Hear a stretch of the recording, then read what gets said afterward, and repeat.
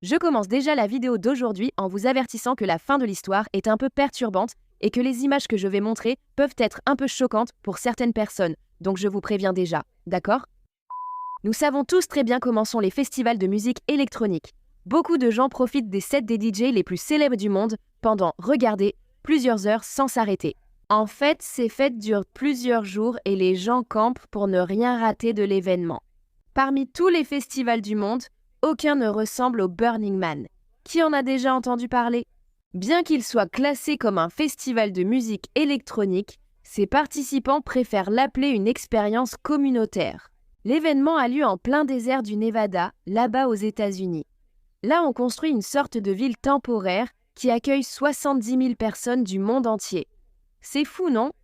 Tous les participants sont encouragés à s'exprimer de manière unique et authentique. Du coup, il est courant de voir des gens porter les tenues les plus folles et audacieuses.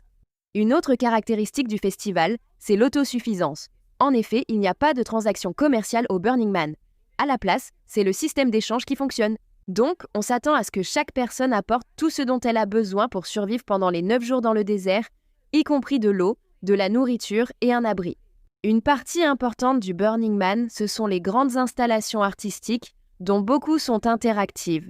Elles sont créées spécialement pour cet événement-là. Ces œuvres sont souvent collaboratives, complexes et conçues pour être temporaires. L'une des installations les plus emblématiques est la statue géante en bois appelée The Man, ou, si on traduit ici, l'homme. Elle se trouve au centre de la ville temporaire et, le dernier jour, elle est incendiée avec tout le public autour, profitant d'une ambiance très spéciale. Et cette statue a été capable d'hypnotiser certains participants et les a poussés à commettre un acte de folie qui s'est terminé en tragédie, les amis. Mais était-ce vraiment de la folie?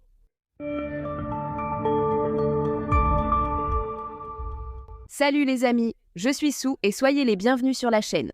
Si comme moi vous aimez les histoires bizarres, les faits divers, les théories du complot, les curiosités, toutes ces choses étranges et folles, n'oubliez pas de vous abonner à la chaîne, d'activer la petite cloche de notification pour ne rien rater. Et aimer, commenter, partager, parce que tout cela nous aide beaucoup ici sur la chaîne, d'accord? Allez, c'est parti pour la vidéo. Dès que ces 70 000 personnes arrivent dans cette petite partie du désert du Nevada, elles commencent immédiatement à s'entraider pour construire leurs propres espaces. Ces personnes, pour la plupart, ne se connaissent pas et dans de nombreux cas, elles ne parlent même pas la même langue, mais elles arrivent avec le désir commun de construire une communauté temporaire. Pendant que des abris sont construits partout autour, d'autres participants prennent des instruments et forment des groupes improvisés, et les artistes du groupe commencent à créer des sculptures étranges, des choses comme ça, n'est-ce pas? Ainsi, en quelques heures, le désert qui était vide se transforme en une utopie différente de toutes les autres, remplie de personnes très diverses, heureuses, épanouies et super enthousiastes. Mais, en 2017, l'utopie qui avait été créée lors de ce Burning Man a été détruite par un homme appelé Aaron Joel. En 2017, Aaron Joel était un homme d'une quarantaine d'années qui avait toujours vécu en dehors des normes de la société. Il était la personnification de ce qu'on appelle un esprit libre, tu sais. C'était un enfant et un adolescent agités qui avaient toujours besoin de faire quelque chose de différent. Il ne pouvait pas rester en place, non. Donc, dès qu'il a eu 18 ans, il a quitté la maison familiale en Oklahoma et a déménagé dans l'Oregon, où il a commencé à vivre dans une communauté alternative. Dans ces communautés, les gens vivent ensemble et partagent leurs biens ainsi que leurs responsabilités. Mais, peu de temps après s'y être installé, Aaron a commencé à se sentir à l'aise et cela ne lui suffisait déjà plus, tu vois? Alors, il a quitté la communauté et a commencé à voyager à travers tous les États-Unis. Après avoir parcouru pratiquement tout le pays, il ne s'est pas arrêté là, non. Alors, il a quitté les États-Unis et est parti au Népal, où il a commencé à voyager là-bas. Pendant son séjour au Népal, Aaron a rencontré une jeune Suissesse appelée Ladina, qui vivait aussi ce même style de vie, ce mode de vie semi-nomade, tu vois. Et tous les deux sont tombés follement amoureux. Ils ont voyagé ensemble pendant quelques années, puis en 2014, le couple s'est marié, a acheté une maison et s'est installé là-bas, en Suisse. Pendant un certain temps, Aaron et Ladina étaient très heureux. Leur vie était simple et normale. Ils s'aimaient et aimaient la Suisse. Mais en 2017, la soif d'aventure d'Aaron est réapparue. Il avait l'impression d'être coincé dans la routine et avait besoin de recommencer à voyager. Il est allé voir Ladina et lui a dit « J'ai besoin de repartir explorer, d'être libre à nouveau, même pour quelques jours ou une semaine. J'ai besoin de ça pour garder l'esprit clair et pour ma santé mentale. Ladina était déjà sortie de cette phase, satisfaite de sa vie tranquille en Suisse. Mais elle connaissait bien son mari et savait combien cela comptait pour lui. Alors, elle a dit « Très bien, vas-y et fais ce que tu dois. Mais avant de continuer les amis, j'ai une offre à ne pas manquer pour vous, surtout actuellement. Écoutez, s'il y a bien une chose qu'on sait sur Internet, c'est qu'elle ne pardonne personne, n'est-ce pas? Votre vie privée peut être exposée en un seul clic. Mais ne vous inquiétez pas, parce que j'ai la solution parfaite pour ça. C'est NordVPN. Les services VPN sont très populaires au Brésil à cause d'un certain chauve, vous voyez? Mais pour ceux qui pensent que le VPN sert seulement à masquer la localisation, NordVPN va bien au-delà de ça. Vous connaissez cette sensation en utilisant le Wi-Fi public au centre commercial et en vous demandant si quelqu'un vous espionne? Voilà l'idée. Ce danger est réel. Quelqu'un peut intercepter votre connexion et voler vos données, comme les mots de passe de votre banque en ligne et de vos comptes sur les réseaux sociaux. Mais avec NordVPN, vos données sont en sécurité, cryptées de bout en bout. En d'autres termes, votre vie numérique est enfermée dans un coffre-fort et vous seul avez la clé.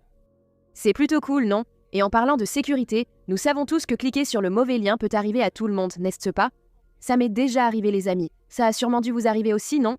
Si vous avez ouvert l'email d'un prince nigérian promettant des millions, ne vous inquiétez pas.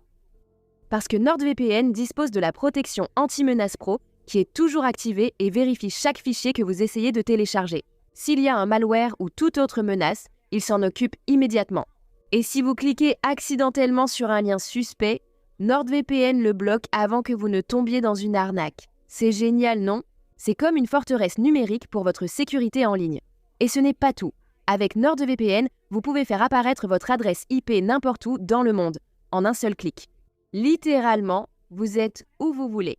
Pourquoi ne pas faire semblant d'être en France en regardant un film du catalogue français de Netflix ou en accédant à un site bloqué dans votre pays? Imaginez, vous êtes chez vous sur le canapé, mais votre IP est à Paris en train de boire un vin chic. Saviez-vous que le catalogue Netflix varie selon les pays? Comme j'habite en Nouvelle-Zélande, quand j'utilise NordVPN et que je me connecte comme si j'étais au Brésil, je peux regarder des films et des séries brésiliens qui sont bloqués ici. C'est vraiment génial. Et si vous êtes prête à renforcer votre sécurité, dans votre vie numérique, c'est le moment. En utilisant mon lien, nordvpn.com/, vous obtenez 4 mois supplémentaires sur l'abonnement de 2 ans. Et il n'y a aucun risque, car Nord offre une garantie de remboursement de 30 jours. Faites-moi confiance. Et votre vie numérique vous remerciera, d'accord les filles? Mais revenons-y. Cette année-là, Aaron a décidé de participer au Burning Man, une première pour lui. Il a quitté la Suisse et est retourné dans l'Oregon, où il a retrouvé de vieux amis de l'époque où il vivait là-bas dans la communauté alternative. Parmi eux se trouvait son meilleur ami, Justin. Elles sont parties en van vers le désert du Nevada, direction le site du Burning Man. À leur arrivée, elles ont vu des milliers de vannes, tentes et des gens installant leurs espaces, tous s'entraidant pour bâtir la communauté. Aaron et Justine ont trouvé un emplacement, ont garé leur van et ont commencé à installer leur campement. Ensuite, ils ont pris leur vélo et ont commencé à parcourir le site, aidant les autres participants à construire leurs abris et toute la communauté autour d'eux.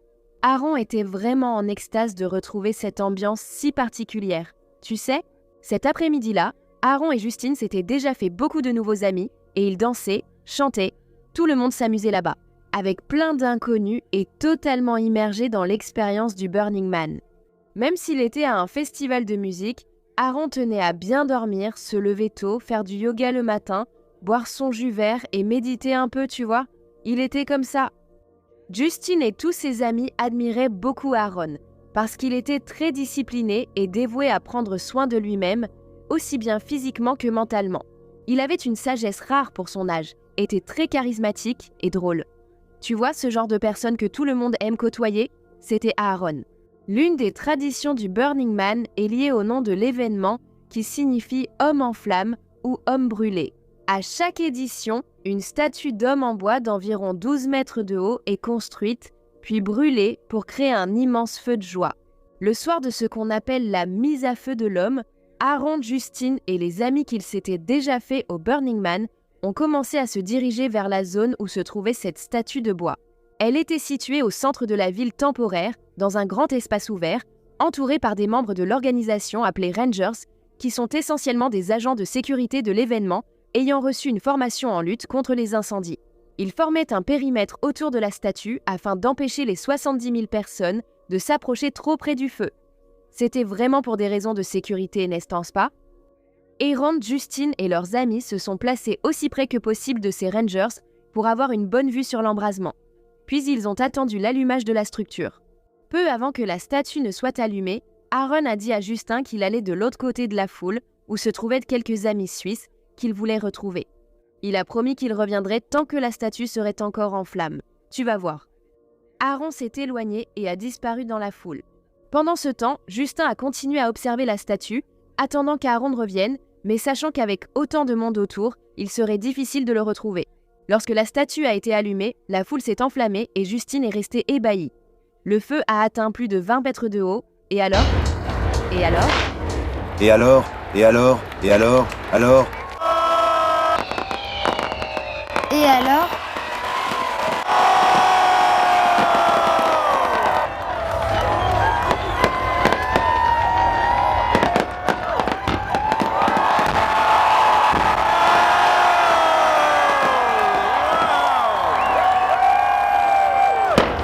Et alors? Absurde. Et alors? Peu à peu, les flammes ont diminué, tu vois. Je suis venue. 20 mètres de haut, une chaleur absurde, tu imagines. Peu à peu, les flammes ont commencé à diminuer et, à mesure que la structure brûlait, la foule a commencé à se disperser. Sans aucune trace d'Aaron, Justine a décidé de retourner à la camionnette. Peut-être qu'Aaron y était retourné, il ne savait pas. Mais là, ça devient tendu. Tu vas voir. En revenant à la camionnette, une connaissance de Justin l'a rejoint en courant et lui a raconté une histoire choquante sur Aaron, mais cela ne tenait pas. Et Justine était restée sous le choc, incapable de croire à cette histoire, vraiment. Justine a commencé à paniquer et a couru de retour vers la camionnette en espérant y trouver Aaron et que tout ce qu'on lui avait raconté soit un mensonge. Cependant, Aaron n'était pas dans la camionnette et il n'y avait aucun signe qu'il était revenu après être parti voir ses amis suisses. L'histoire choquante que Justin avait entendue était vraie. Après s'être éloigné du groupe, Aaron a fait ce qu'il avait dit à Justine et est allé de l'autre côté de la foule. Mais on ne sait pas s'il a vraiment retrouvé ses amis suisses ou si ce n'était qu'une excuse pour s'éloigner. De l'autre côté, il est arrivé à la limite du périmètre protégé par les Rangers, obtenant une vue de face sur la statue qui était en flammes. Alors, soudainement, Aaron a couru vers les Rangers, il les a poussés et avant que quelqu'un ne puisse l'attraper, il a couru les filles directement dans les flammes et a disparu à l'intérieur de cette structure. Voici la vidéo troublante de ce moment.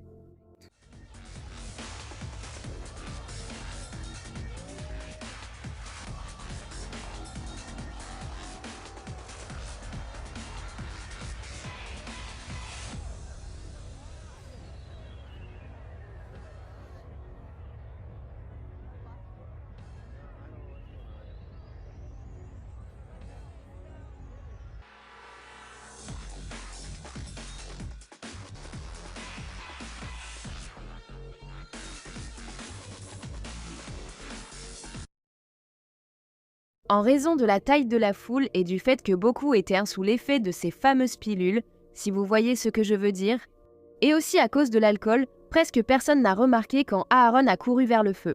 Seuls les Rangers les plus proches et quelques personnes qui étaient là, devant la foule, ont vu ce qui s'est passé.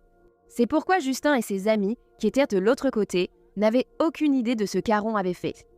Imaginez un peu, les Rangers ont dû entrer dans le feu aussi, protégés par leurs vêtements ignifugés, et ils ont réussi à atteindre Aaron, qui avait trébuché et était tombé en plein milieu du feu. Ils ont sorti Aaron de là, mais c'était déjà trop tard. Il a été emmené à l'hôpital, mais il est décédé cette nuit-là. Lors de l'examen toxicologique effectué sur le corps d'Aaron, il a été déterminé qu'il était complètement sobre lorsqu'il a couru vers le feu. Ce qui signifie qu'il était pleinement conscient lorsqu'il a pris la décision de foncer sur les Rangers et de courir comme un fou dans les flammes. Les amis. À cause de cela, les autorités ont classé sa mort comme un suicide. Cependant, les amis et la famille d'Aaron ne croyaient pas qu'il avait commis cet acte, surtout de cette manière, car cela ne correspondait pas à son comportement. Aaron était un homme qui aimait la vie, il était extrêmement positif, il n'avait jamais montré aucun signe de dépression, ni exprimé l'envie de quitter ce monde pour un monde meilleur. Ses parents pensent qu'il doit y avoir eu un autre facteur qui l'a poussé à avoir cette crise et à commettre cette folie. Mais jusqu'à présent, personne n'a été capable de découvrir ce qui s'est réellement passé. Par conséquent, la mort d'Aaron reste un mystère. Voici la dernière photo d'Aaron vivant, prise par un spectateur qui montre Aaron courant dans les flammes. Regarde comme c'est choquant.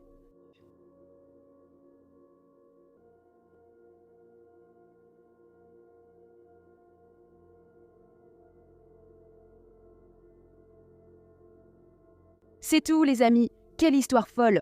Même si son examen a montré qu'il n'était sous l'effet de rien, ses amis ont confirmé qu'il aimait bien prendre quelques petites drogues, des cachets. Mais vous, à votre avis, qu'est-ce qu'il s'est passé?